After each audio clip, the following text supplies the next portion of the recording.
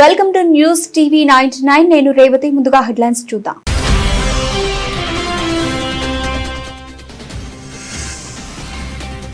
ఏ దేశం నుంచి చమురు కొనాలనేది భారత్ ఇష్టమన్న రష్యా. తమ సరఫరాను అమెరికా భర్తీ చేయడం అసాధ్యమని స్పష్టీకరణ.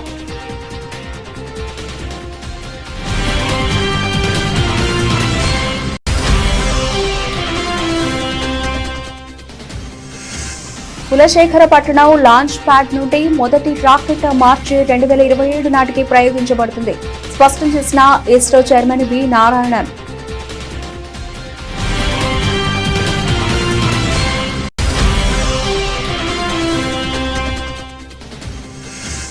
రేవంత్ రెడ్డి ప్రభుత్వం బుజ్జిగింపు రాజకీయాలు చేస్తోందంటూ నితిన్ నబీన్ విమర్శలు. ముస్లిం ఓటు బ్యాంకు కోసం కాంగ్రెస్ ఆరాటపడుతోందని ఆరోపణ.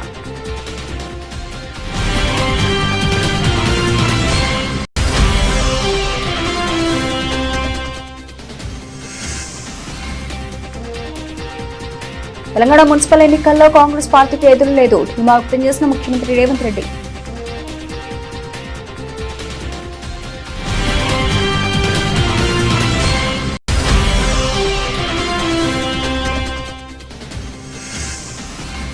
మైక్రో ఎంటర్ప్రీనియర్లుగా వెనుకబడిన వర్గాలు కార్యాచరణ సిద్ధించాలని సీఎం చంద్రబాబు.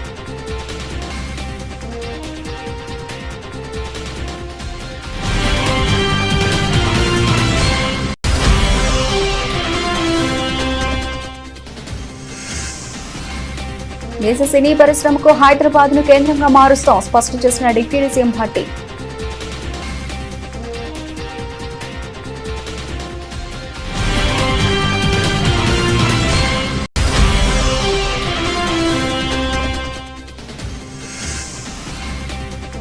మాజీ మంత్రి అంబటి రాంబాబు కుటుంబాన్ని పరామర్శించిన జగన్. రాష్ట్రంలో జంగిల్ రాజ్ నడుస్తోందని ప్రభుత్వంపై తీవ్ర ఆగ్రహం.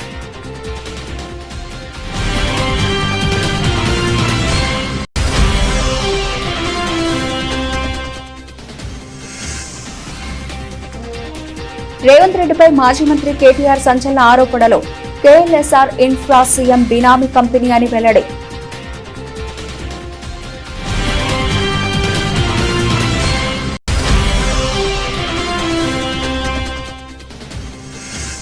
ఏపీలో తమ నేతలపై దాడులంటూ ఎన్హెచ్ఆర్సీకి వైసీపీ ఫిర్యాదు. మాజీ మంత్రుల ఇళ్లపై దాడులు, దళిత కార్యకర్త హత్యపై విచారణకు విజ్ఞప్తి.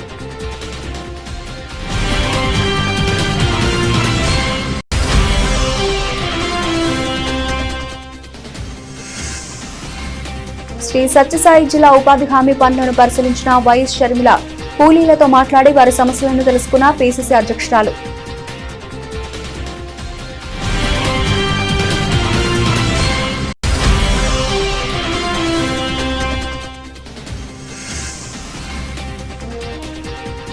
అండర్-19 వరల్డ్ కప్ ఫైనల్కు దూసుకెళ్లిన టీమిండియా. ఇంగ్లాండ్తో అమీతుమీ సై.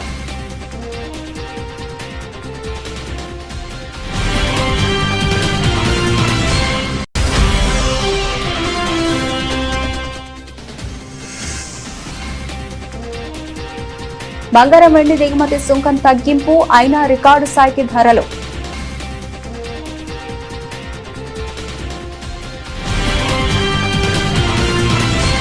భారత్ రష్యా నుంచి చమురు కొనుగోలు నిలిపివేసి అమెరికా నుంచి కొనుగోలు చేసేందుకు ప్రధాని మోదీ అంగీకరించారన్న డొనాల్డ్ ట్రంప్ ప్రకటన అంతర్జాతీయంగా పెను సంచలనం సృష్టించింది.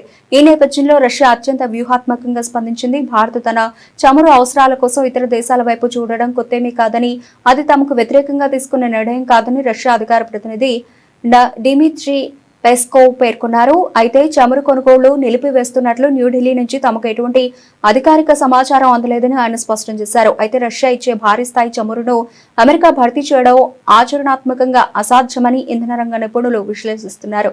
భారత్ ప్రస్తుతం రష్యా నుంచి రోజుకు 15 నుంచి 20 లక్షల బ్యారెళ్ల చమురును దిగుమతి చేసుకుంటోంది. అమెరికా సరఫరా చేసే తేలికపాటి చమురు భారతీయ రిఫైనరీలకు సరిపోదని, రష్యా ఇచ్చే యూరల్స్ గ్రేడ్ చమురుకు అది ప్రత్యామ్నాయం కాలేదని నిపుణులు గుర్తు చేస్తున్నారు.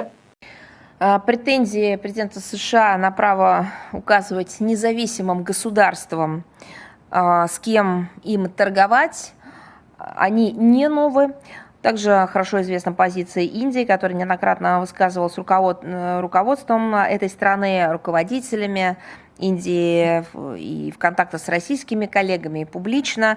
А именно в вопросах внешнеэкономического сотрудничества Нью-Дели руководствует исключительно национальными интересами, принимая суверенные решения, исходящие из коммерческой целесообразности. У нас нет оснований полагать, что индийские друзья пересмотрели свой подход, по-прежнему убеждены, что закупка Индии российских углеводородов выгодна обеим странам и содействует поддержанию стабильности на международном энергетическом рынке. Мы готовы продолжать тесную кооперацию в этой области с нашими партнерами в Индии.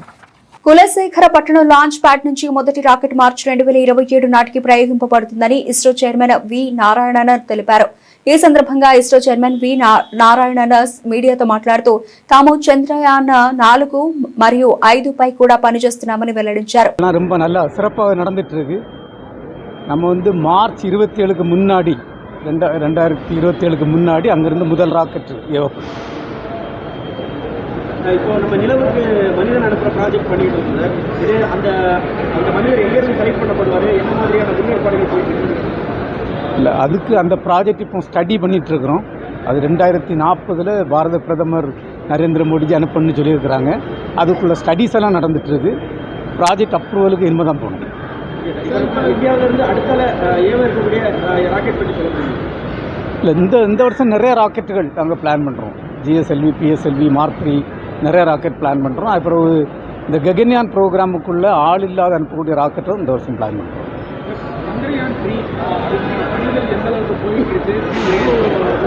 இந்த சந்திரயான் 3 வந்து உங்களுக்கு எல்லாம் தெரியும். அது ஆகஸ்ட் 23, 2023 சக்ஸஸாக சாஃப்ட் லேண்ட் பண்ணோம். இப்போ சந்திரயான் 4ம் சந்திரயான் 5க்கும் ஒர்க் பண்ணிகிட்ருக்கோம். அதுக்குள்ள பணிகள் நல்லா நடந்துட்டுருக்கு. சந்திரயான் 4 வந்து நிலாவில் இறங்கி அங்கேருந்து சாம்பிள் எடுத்து திருப்பி கொண்டு வந்து ஆராய்ச்சி செய்யக்கூடிய ஒரு திட்டமாகும். அதுக்குள்ள பணிகள் ரொம்ப சிறப்பாக நடந்துட்டுருக்கு. அதே மாதிரி சந்திரயான் 5 ஆர் லூபக்ஸ் மிஷன்னு சொல்லுவோம். அது வந்து ஜப்பானும் இந்தியாவும் சேர்ந்துள்ள ஒரு கொலாபரேட்டிவ் ப்ராஜெக்ட். அதுக்குள்ள பணிகளும் ரொம்ப நல்லா நடந்துட்டுருக்கு. இப்போ சந்திரயான் 3 பார்த்திங்கன்னா 1700 கிலோகிராம் எடை உள்ள ஒரு லேண்டர் போய் லேண்ட் ஆச்சு. இங்கே 6500 கிலோகிராம் எடை உள்ள லேண்டர் போய் லேண்ட் ஆகும். அது மாதிரி சந்திரயான் 3 உள்ள ரோவர் இருக்கு இல்லையா, அது ஒரு 25 கிலோகிராம் தான் எடை. இது 350 கிலோகிராம் எடை உள்ள ரோவர் ஆகும். அதுக்குள்ள பணிகள்லாம் மிகவும் சிறப்பாக நடந்தது. 2028 எல்லாம் அனுப்பப்படும். நன்றி. రాష్ట్రంలో సనాతన ధర్మం మీద జరిగే దాడులను ఎట్టి పరిస్థితుల్లో సహించబోమని బీజేపీ జాతీయ అధ్యక్షుడు నితిన్ నబీన్ హెచ్చరించారు. మహబూబా నగర్ లోని ఎంవీఎస్ డిగ్రీ కళాశాల మైదానంలో జరిగిన విజయ సంకల్ప సమ్మేళనంలో ఆయన మాట్లాడుతూ ముస్లిం ఓటు బ్యాంకు కోసం కాంగ్రెస్ ఆరాటపడుతోందని మండిపడ్డారు. రాష్ట్రంలో హిందూ దేవాలయాలపై దాడులు జరుగుతున్నా నోరు మెదపడం లేదని, ఆలయాల భూములు ఆక్రమిస్తున్నారని ఆరోపించారు. నిజాం నిరంకుశ పాలనకు వ్యతిరేకంగా ఎందరో పోరాడారని అన్నారు. హైదరాబాద్ విముక్తి కోసం సర్దార్ వల్లభాయ్ పటేల్ కృషి చేశారని అన్నారు. రేవంత్ రెడ్డి ప్రభుత్వం బుజ్జికింపు రాజకీయాలు చేస్తోందని ఆరోపించారు. వక్ఫ్ బోర్డును బలోపేతం చేసేందుకు చూస్తోందని అన్నారు. బలహీన వర్గాలకు న్యాయం జరగలేదని, ఎస్సీ ఎస్టీ సంక్షేమ పథకాల నిధుల్లో ప్రభుత్వం కోత విధిస్తోందని ఆరోపించారు. तेलुगु लोगों को, तेलुगु भाषा को और इसकी संस्कृति को लगातार दमन किया है और कहीं न कहीं हम लोगों ने उनके उस बयान को भी देखा है जिसमें उन्होंने हमारे संस्कृति को, हमारी सनातनी परंपराओं को नष्ट करते हुए ये नारा दिया कि Congress is Muslim and Muslim is Congress.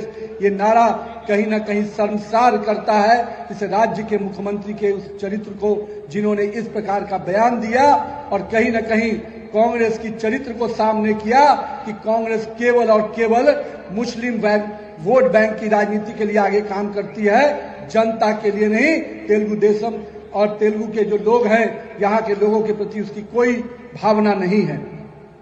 మిత్రులారా, ఈరోజు తెలంగాణలో రాజకీయాలు ఒక మలుపుకు చేరుకున్నాయి. ముఖ్యంగా ఈ తెలంగాణ ప్రాంతంలో అధికారంలో ఉన్నటువంటి కాంగ్రెస్ పార్టీ, ముఖ్యమంత్రి రేవంత్ రెడ్డి గారు కేవలం కొన్ని వర్గాలను బుజ్జగించడానికి, కొన్ని వర్గాలను సంతృష్టిపరచడానికి ఏ రకంగా ఈ మధ్యలో వారు వాక్యాలు చేశారు. కాంగ్రెస్ అంటే ముస్లింస్ అంటే కాంగ్రెస్ అనేటువంటి మరి వాదాన్ని వారు వినిపిస్తున్నారంటే రేవంత్ రెడ్డి ప్రభుత్వం ఏ రకంగా ఇవాళ దిగజారిందో, తెలంగాణ సంస్కృతిని, తెలుగు ప్రజల యొక్క సాంప్రదాయాలను పూర్తిగా విస్మరించి, ముఖ్యంగా ఈ సనాతన ధర్మీయుల యొక్క మనోభావాలను గాయపరిచే విధంగా కేవలం ఒక వర్గాన్ని ముఖ్యంగా మరి మైనారిటీ వర్గాలను ఈరోజు సంతృప్తిపరచడానికి ఏ రకమైన చర్యలు తీసుకుంటున్నారో తెలంగాణ ప్రజలు ఒకసారి ఆలోచన చేయాల్సిందిగా నేను కోరుతా ఉన్నాను. हमारे भाइयों, हम सबको अगर हम ये बात कह रहे हैं तो इसके पीछे का तर्क भी है. आप देखेंगे यहाँ की सरकार का बजट जो SC తెలంగాణ మున్సిపల్ ఎన్నికల్లో కాంగ్రెస్ పార్టీకి ఎదురు లేదని ముఖ్యమంత్రి రేవంత్ రెడ్డి స్పష్టం చేశారు. మహిళా శక్తి ఎదుట ఎవరూ నిలవలేరన్నారు. అన్ని వర్గాల కోసం కాంగ్రెస్ పార్టీ పనిచేస్తోందని ఆయన పేర్కొన్నారు. మున్సిపల్ ఎన్నికల ప్రచారంలో భాగంగా మిర్యాలగూడలో ఏర్పాటు చేసిన భారీ బహిరంగ సభలో సీఎం రేవంత్ రెడ్డి మాట్లాడారు. మున్సిపల్ ఎన్నికల్లో కాంగ్రెస్ పార్టీకి పట్టం కట్టాలని సందర్భంగా ప్రజలు కోరారు. తమ ప్రభుత్వం లక్షలాది మందికి కొత్త రేషన్ కార్డులు మంజూరు చేసిందని గుర్తు చేశారు. 3.15 కోట్ల మందికి సన్నబియ్యం ఇస్తున్నామని చెప్పారు. ఆడబిడ్డలను ఎవరన్నా ఆర్టీసీలో ఒక్క పైసా అడుగుతున్నారా? అక్క, ఎవరైనా ఎక్కడైనా బస్ ఎక్కితే ఒక్క రూపాయి అయినా టికెట్ రూపంలో మిమ్మల్ని అడిగినా మీరు ఒక్కసారి ఆలోచన చెయ్యండి. ఇవాళ కోట్లాది మంది ఆడబిడ్డలు ఎక్కడికి వెళ్ళినా, అమ్మగారింటికి వెళ్ళినా, అమ్మవారి ఆలయాన్ని దర్శించుకోవడానికి వెళ్ళినా, రాష్ట్రం నలుమూలల ఇవాళ ఆడబిడ్డలకు ఆర్టీసీలో ఉచిత ప్రయాణం మన ప్రభుత్వం ఇచ్చిన మాట వాస్తవం కాదా? ఇవాళ మా ఆడబిడ్డలకు ఒకటే మాట చెప్తున్నా, ఆర్టీసీలో టికెట్ లేని ప్రయాణం చేసిన వాళ్ళందరూ కాంగ్రెస్ పార్టీకి ఓటేస్తే బీజేపీకి బీఆర్ఎస్ కి డిపాజిట్లు కూడా రావు. ఇవాళ కాంగ్రెస్ వాళ్ళకే కాదు, బీఆర్ఎస్ వాళ్ళకు మిర్యాలగూడ మున్సిపాలిటీలో పోటీ చేస్తున్న బీఆర్ఎస్ బీఫామ్ మీద పోటీ చేసిన ఆడబిడ్డలకు కూడా మనం ఆర్టీసీలో ఉచితంగా బస్సు ప్రయాణం ఇచ్చినాం. మీరు బీఆర్ఎస్ పార్టీలు కాబట్టి మీకు బస్సులో ప్రయాణం ఇయ్యలేదని ఎప్పుడు మనం మాట్లాడలే. గతంలో వాళ్ళు ఉన్నప్పుడు బీఆర్ఎస్లు ఉన్నోనికే సంక్షేమ పథకాలు ఇస్తామన్నారు. ఇవాళ ఏ పార్టీలైనా ఉండని బీఆర్ఎస్ నాయకుల ఇండ్లకు 200 యూనిట్లు ఉచిత కరెంట్ ఇవ్వలేదా? ఇవాళ బీఆర్ఎస్ నాయకులకు రేషన్ కార్డులు ఉత్తమ్ కుమార్ రెడ్డి గారు ఇవ్వలేదా? ఇవాళ బీఆర్ఎస్ నాయకులకు సన్న బియ్యం వాళ్ళ ఇంటికి ఇస్తలేమా? ఇవాళ బీఆర్ఎస్ మహిళలకు, ఆడబిడ్డలకు ఆర్టీసీలో ఉచిత బస్సు ప్రయాణం మనం ఇస్తలేమా? ఇవాళ మనం వివక్ష ఎక్కడో చూపియలే. సంక్షేమం అంటే రాష్ట్రంలో ఉండే 4 కోట్ల ప్రజలకు అందుబాటులోకి తేవాలని ఇవాళ ప్రతి సంక్షేమ పథకాన్ని ఆడబిడ్డలకు, తెలంగాణ బలహీన వర్గాలకి ఇవాళ అందుబాటులో ఇచ్చినాం. వెనుకబడిన వర్గాలను కేవలం సంక్షేమ లబ్ధిదారులుగా పరిమితం చేయకుండా వారిని సూక్ష్మ పారిశ్రామికవేత్తలుగా, MSMEలుగా తీర్చిదిద్దడమే లక్ష్యమని ముఖ్యమంత్రి చంద్రబాబు స్పష్టం చేశారు. ఇందుకు అనుగుణంగా పటిష్టమైన కార్యాచరణ రూపొందించాలని అధికారులను ఆదేశించారు. సచివాలయంలో బీసీ సంక్షేమ శాఖపై ఆయన ఉన్నత స్థాయి సమీక్ష నిర్వహించారు. కుల వృత్తుల వారికి ఆధునిక సాంకేతికతను అందించే లక్ష్యంతో ఆదరణ 3 పథకం ద్వారా ఆధునిక పనిముట్లను పంపిణీ చేసేందుకు వెంటనే చర్యలు చేపట్టాలని ముఖ్యమంత్రి సూచించారు. విద్యారంగంలో బీసీ విద్యార్థులకు అత్యుత్తమ మౌలిక వసతులు కల్పించడంపై సమీక్షలో ప్రధానంగా చర్చించారు. రాష్ట్రంలో 60 కోట్ల సాస్కీ నిధులతో కొత్తగా బీసీ రెసిడెన్షియల్ పాఠశాలలు, హాస్టళ్ల నిర్మాణాన్ని చేపట్టాలని సీఎం ఆదేశించారు. ఇప్పటికే ఉన్న 814 బీసీ సంక్షేమ హాస్టళ్లలో విద్యార్థులకు సురక్షితమైన తాగునీరు అందించేందుకు 17 కోట్ల రూపాయల వ్యయంతో మార్చిలోగా RO ప్లాంట్లను ఏర్పాటు చేస్తామని అధికారులు ముఖ్యమంత్రికి వివరించారు. హాస్టళ్లలో పారిశుధ్యం, విద్యార్థులకు అందించే ఆహారం నాణ్యత విషయంలో ఏమాత్రం రాజీ పడొద్దని అత్యుత్తమ ప్రమాణాలు పాటించాలని చంద్రబాబు స్పష్టం చేశారు. దేశవ్యాప్తంగా ఉన్న సినీ పరిశ్రమకు హైదరాబాద్ ను ప్రధాన కేంద్రంగా తీర్చిదిద్దడమే తమ ప్రభుత్వ లక్ష్యమని డిప్యూటీ సీఎం భట్టి విక్రమార్క మాల్లో స్పష్టం చేశారు. సీఎం రేవంత్ రెడ్డి నాయకత్వంలోని ప్రజాప్రభుత్వం తెలుగు సినీ పరిశ్రమకు అత్యంత ప్రాధాన్యత ఇస్తుందని ఆయన తెలిపారు. ముంబై, చెన్నై, కోల్కతా వంటి నగరాల్లో సినీ పరిశ్రమ విస్తరణకు అవకాశాలు పరిమితంగా ఉన్నాయని, కానీ అన్ని భాషల పరిశ్రమలు హైదరాబాద్ లో అభివృద్ధి చెందడానికి అనేక సానుకూల అంశాలు ఉన్నాయని భట్టి విశ్లేషించారు. సకల భాషల చిత్ర పరిశ్రమలు హైదరాబాద్ కు తరలివస్తే రాష్ట్ర యువతకు, టెక్నీషియన్లకు, రచయితలకు, దర్శకులకు భారీగా ఉపాధి అవకాశాలు లభిస్తాయని ఆశాభావం వ్యక్తం చేశారు. ప్రపంచ సినీ మార్కెట్ కు హైదరాబాద్ కేంద్రంగా మారనుందని, ఇందుకు సంబంధించిన బ్లూ ప్రింట్ ను ప్రభుత్వం సిద్ధం చేస్తోందని వెల్లడించారు. గుంటూరులో మాజీ మంత్రి అంబటి రాంబాబు కుటుంబాన్ని వైసీపీ అధినేత మాజీ ముఖ్యమంత్రి జగన్ పరామర్శించారు. ఈ సందర్భంగా ఆయన కూటమి ప్రభుత్వంపై తీవ్ర స్థాయిలో విరుచుకుపడ్డారు. రాష్ట్రంలో ప్రజాస్వామ్యం ఖూనీ అయిపోయిందని, జంగిల్ రాజ్ నడుస్తోందని జగన్ తీవ్రంగా విమర్శించారు. దాడులు చేసిన వారిని వదిలేసి బాధితులపైనే కేసులు పెడుతున్నారని ఆగ్రహం వ్యక్తం చేశారు. గుంటూరు పర్యటనలో భాగంగా ఇటీవల దాడికి గురైన అంబటి నివాసానికి వెళ్లిన జగన్ ధ్వంసమైన ఇంటిని, వాహనాలను పరిశీలించారు. గుడి నుంచి వస్తున్న అంబటిపై టీడీపీ కార్యకర్తలు కర్రలు, రాళ్లతో దాడి చేశారని, పోలీసుల సమక్షంలోనే కార్లను పగలగొట్టారని ఆరోపించారు. బాధితుడైన అంబటిని అరెస్టు చేసి దాడి చేసిన వారికి స్టేషన్ బెయిల్ ఇవ్వడం దారుణమని అన్నారు.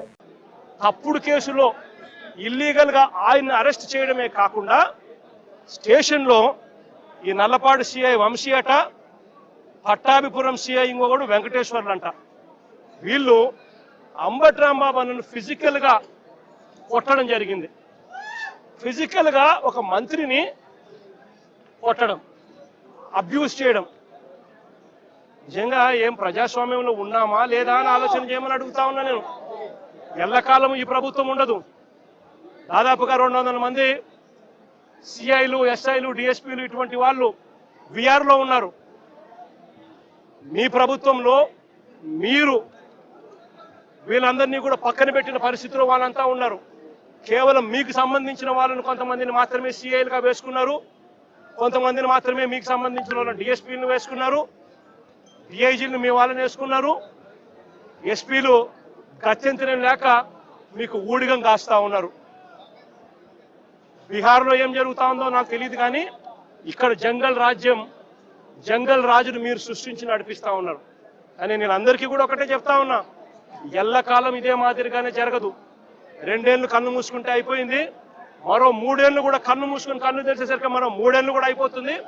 ఆ తర్వాత వచ్చేది మాత్రం మా ప్రభుత్వం అని చెప్పి కూడా ప్రతి ఒక్కరికి కూడా ఈ సందర్భంగా కూడా చెప్తా ఉన్నా.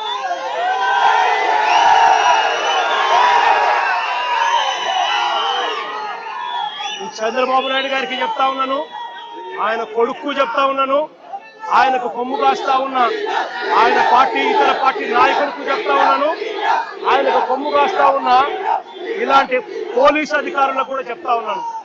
ఎల్లకాలం ఇలా అన్యాయం చేస్తా ఉంటే మాత్రం ఎప్పుడు కూడా దేవుడు చూస్తూ ఊరుకోవడానికి మాత్రం గుర్తుపెట్టుకోండి. ఖచ్చితంగా మీకు మొట్టికాయలు పడతాయి. రేపు పొద్దున మా ప్రభుత్వం వచ్చిన తర్వాత వీటి అన్నిటి మీద కూడా ఎంక్వైరీలు వేస్తాము, వడ్డీతో సహా చెల్లిస్తారు అని కూడా ఈ సందర్భంగా అందరికీ కూడా చెప్తా ఉన్నాం. వైఎస్ఆర్సీపీకి సంబంధించిన ప్రతి కార్యకర్త చంద్రబాబు నాయుడు గారు ఈ మాదిరిగా చేస్తే భయపడతారు అని చంద్రబాబు నాయుడు అనుకుంటే చంద్రబాబు నాయుడు గారు మూర్ఖుడు అని చెప్తా ఉన్నాను. బంతి ఎంత బలంగా నేలకేసి కొడితే బంతి అంత బలంగా 4 వేగంతో పైకి లేస్తుంది అన్నట్టుగా వైఎస్ఆర్ కాంగ్రెస్ పార్టీ కార్యకర్తలు 4 వేగంతో ఇంకా రెచ్చిపోయి చంద్రబాబు నాయుడు గారి ప్రభుత్వాన్ని కూపటి వేలతో సహా బలంగా కూడా జరుగుతుందని కూడా ఈ సందర్భంగా గట్టిగా చెప్తా ఉన్నాను.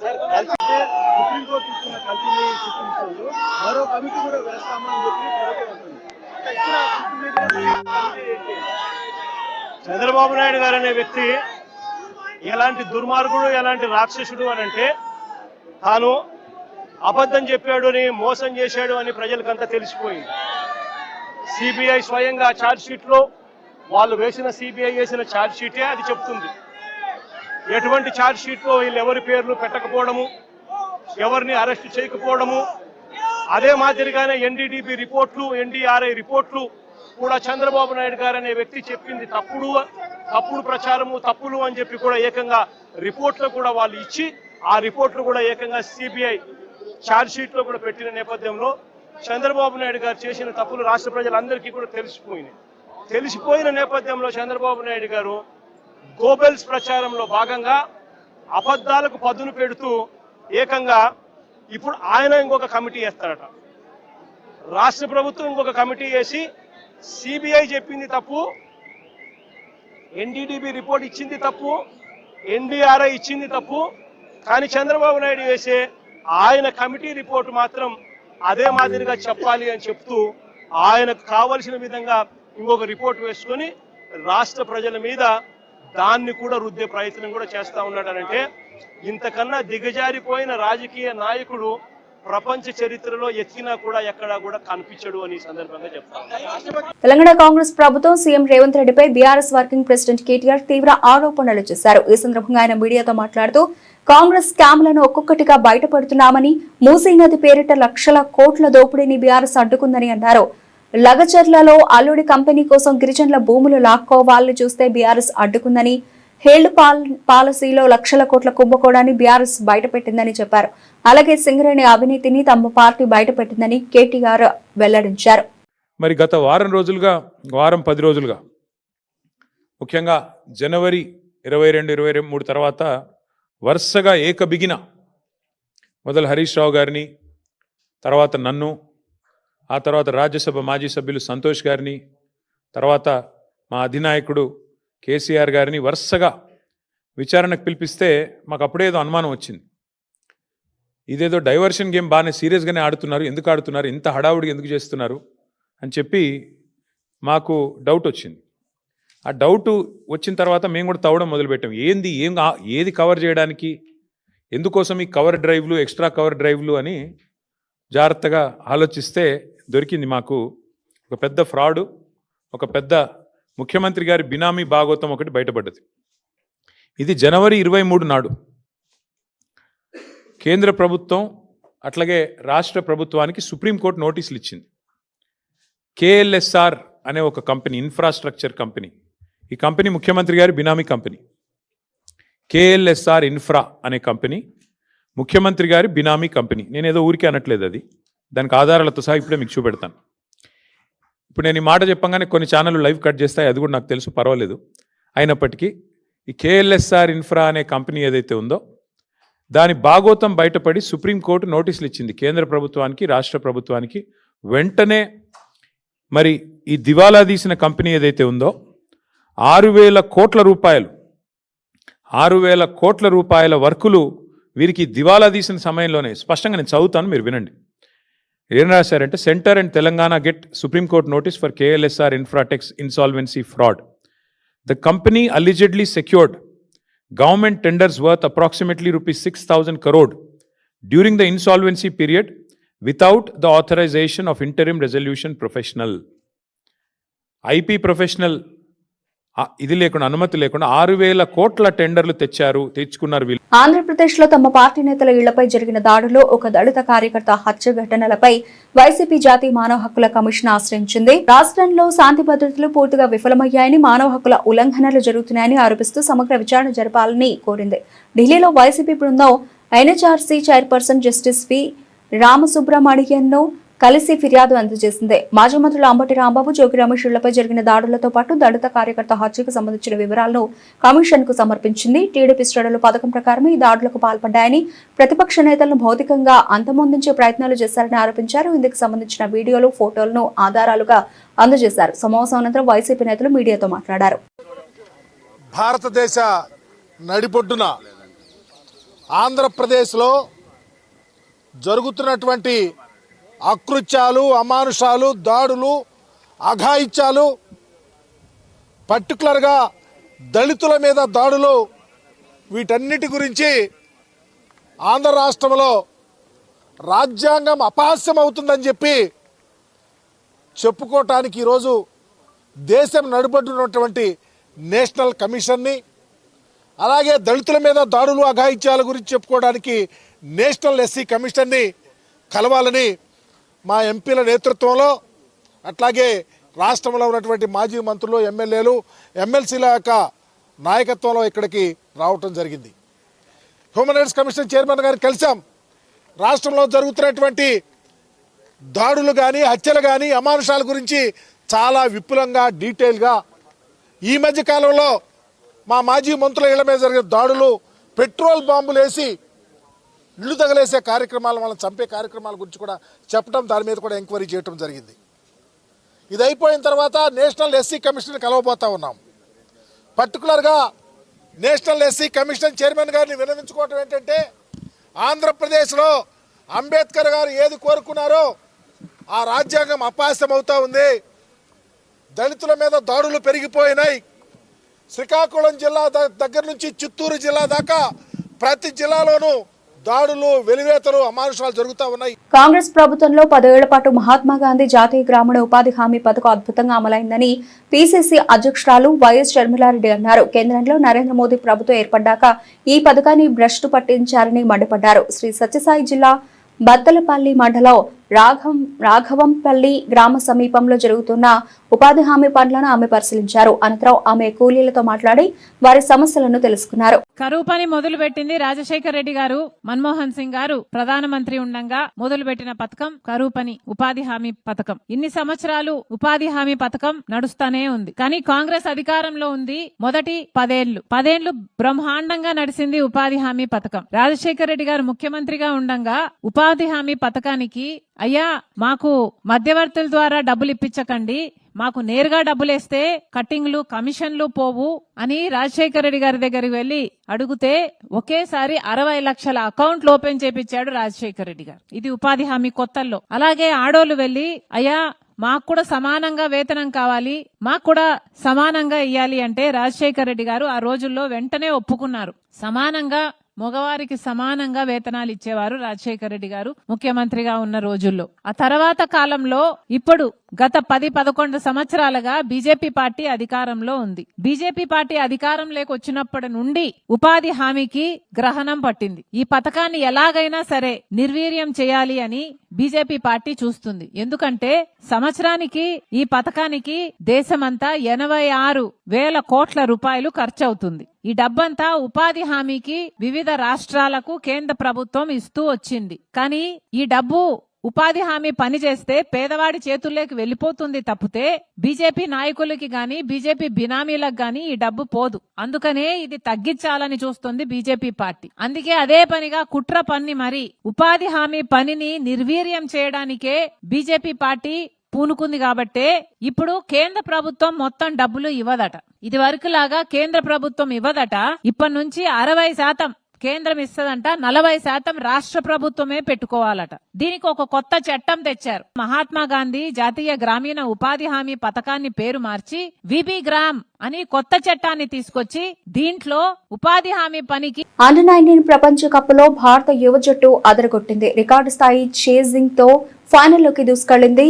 హరారే స్పోర్ట్స్ క్లబ్ వేదికగా జరిగిన రెండో సెమీఫైనల్లో ఆఫ్ఘనిస్తాన్ పై 7 వికెట్ల తేడాతో ఘన విజయం సాధించింది. ఓపెనర్ ఆరోన్ జార్జ్ అద్భుతమైన సెంచరీతో చెలరేగగా విధ్వంసకర హాఫ్ సెంచరీలతో వైభవ్ సూర్యవంశీ, కెప్టెన్ ఆయుష్ మాత్రే జట్టు విజయంలో కీలక పాత్ర పోషించారు. ఫిబ్రవరి 6న ఇదే వేదికపై జరగనున్న ఫైనల్లో భారత్ ఇంగ్లాండ్తో తలపడనుంది. ఆఫ్ఘనిస్తాన్ నిర్దేశించిన 311 పరుగుల భారీ లక్ష్యాన్ని భారత్ కేవలం 41.1 ఓవర్లలో 3 వికెట్లు మాత్రమే కోల్పోయి ఛేదించింది. ఈ టోర్నీలో ఇప్పటి వరకు పెద్దగా రాణించని ఆరోన్ జార్జ్ కీలకమైన సెమీస్ లో బాధ్యతాయుతమైన ఇన్నింగ్స్ ఆడాడు. 104 బంతుల్లో 15 ఫోర్లు, 2 సిక్సర్లతో 115 పరుగులు చేసి జట్టు విజయాన్ని ఖాయం చేశాడు. మరో ఓపెనర్ వైభవ్ సూర్యవంశీ మెరుపు ఇన్నింగ్స్ తో శుభారంభం అందించాడు. అనంతరం కెప్టెన్ ఆయుష్ మాత్రే కూడా వేగంగా ఆడి స్కోర్ బోర్డ్ ను పరుగులు పెట్టించాడు. అంతకుముందు టాస్ గెలిచి బ్యాటింగ్ ఎంచుకున్న ఆఫ్ఘనిస్తాన్ 50 ఓవర్లలో 4 వికెట్ల నష్టానికి 310 పరుగుల భారీ స్కోరు సాధించింది. భారత బౌలర్లలో దీపేష్ దేవేంద్రన్, కనిష్క్ చౌహాన్ చెరో 2 వికెట్లు తీసినప్పటికీ మిగతా బౌలర్లు భారీగా పరుగులు సమర్పించుకున్నారు. ఈ విజయంతో భారత్ మొత్తం మీద 10వ అండర్-19 ప్రపంచ కప్ ఫైనల్ కు అర్హత సాధించగా వరుసగా 6వసారి తుది పోరుకు చేరడం విశేషం. దేశీయ మార్కెట్లో పసిడి వెండి ధరలు సామాన్యుడికి అందనంత ఎత్తుకు ఎగబాకుతున్నాయి. అంతర్జాతీయ భౌగోళిక రాజకీయ ఉద్రిక్తతల ప్రభావంతో పసిడి ధరలు బుధవారం దేశ రాజధానిలో భారీగా పెరిగాయి. కేవలం ఒక్కరోజే 10 గ్రాముల బంగారంపై 7,400 రూపాయలు పెరగడం ఇన్వెస్టర్లను సైతం విస్మయానికి గురి చేస్తోంది. దీంతో 10 గ్రాముల బంగారం ధర రికార్డు స్థాయిలో 1,65,100 రూపాయలకు చేరుకుంది. ఇక వెండి కూడా అదే బాటలో పయనిస్తూ కిలోకి ఏకంగా 14,300 రూపాయలు పెరిగి 2,98,300 రూపాయల వద్ద ట్రేడ్ అవుతోంది. అమెరికా, ఇరాన్ మధ్య నెలకొన్న యుద్ధ వాతావరణం కారణంగా అంతర్జాతీయ మార్కెట్లో సురక్షిత పెట్టుబడిగా భావించే బంగారంపై ఇన్వెస్టర్లు మక్కువ చూపుతున్నారు. ఫలితంగా గ్లోబల్ మార్కెట్లో ఔన్స్ బంగారం ధర మళ్లీ $5,000 మార్కును దాటేసింది. మరోవైపు దేశీయంగా దిగుమతిదారులకు ఊరటనిస్తూ కేంద్ర ప్రభుత్వం ఒక కీలక నిర్ణయం తీసుకుంది. బంగారం, వెండి దిగుమతులకు ప్రామాణికంగా తీసుకునే నోషనల్ వాల్యూను తగ్గించింది. 10 గ్రాముల బంగారంపై ఈ విలువను $1,568 నుంచి $1,518, అలాగే కిలో వెండిపై $3,457 నుంచి $2,657 కుదిస్తూ ఉత్తర్వులు జారీ చేసింది. ఈ తగ్గింపు కేవలం బంగారం కడ్డీలు, నాణాలు, బిస్కెట్లకు మాత్రమే వర్తిస్తుందని, ఆభరణాల దిగుమతులకు కాదని స్పష్టం చేసింది. బులెటిన్ ముగించే ముందు హెడ్లైన్స్ మరోసారి.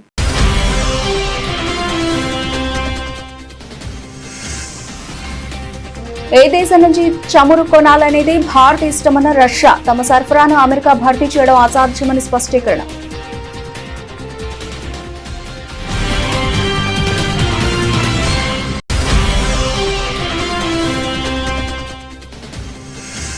కులశేఖరపట్నం లాంచ్ ప్యాడ్ నుండి మొదటి రాకెట్ మార్చి 2027 నాటికి ప్రయోగించబడుతుంది. స్పష్టం చేసిన ఇస్రో చైర్మన్ వి నారాయణన్.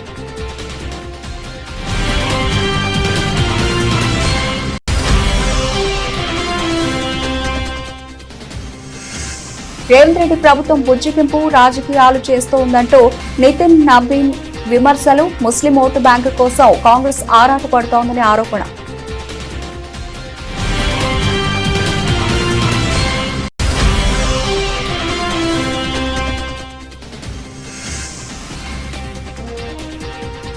తెలంగాణ మున్సిపల్ ఎన్నికల్లో కాంగ్రెస్ పార్టీకి ఎదురు లేదు. ధీమా వ్యక్తం చేసిన ముఖ్యమంత్రి రేవంత్ రెడ్డి.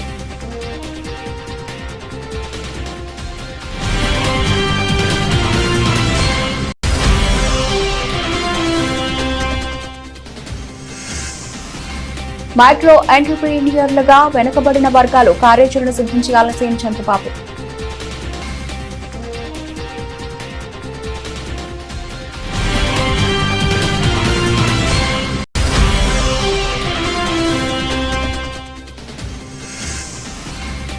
దేశ సినీ పరిశ్రమకు హైదరాబాద్ ను కేంద్రంగా మారుస్తాం స్పష్టం చేసిన డిప్యూటీ సీఎం భట్టి.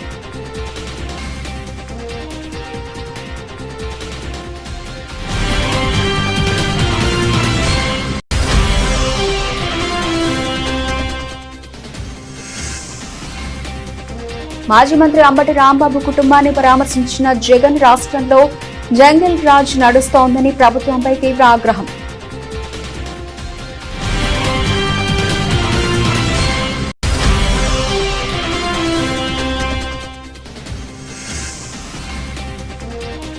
రేవంత్ రెడ్డిపై మాజీ మంత్రి కేటీఆర్ సంచలన ఆరోపణలు. కేఎల్ఎస్ఆర్ ఇన్ఫ్రా సీఎం బినామీ కంపెనీ అని వెల్లడి.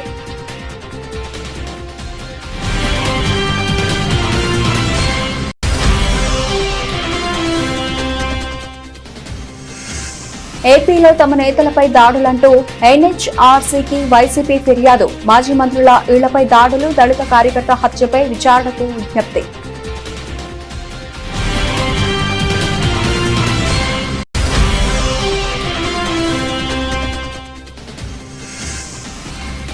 శ్రీ సత్యసాయి జిల్లా ఉపాధి హామీ పనులను పరిశీలించిన వైఎస్ షర్మిల. కూలీలతో మాట్లాడి వారి సమస్యలను తెలుసుకున్న పీసీసీ అధ్యక్షురాలు.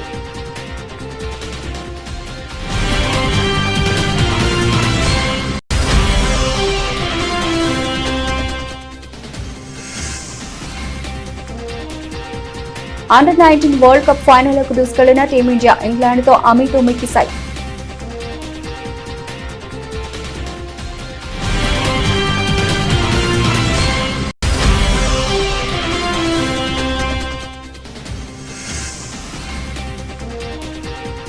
బంగారం వెండి దిగుమతి సుంకం తగ్గింపు అయినా రికార్డు స్థాయికి ధరలు.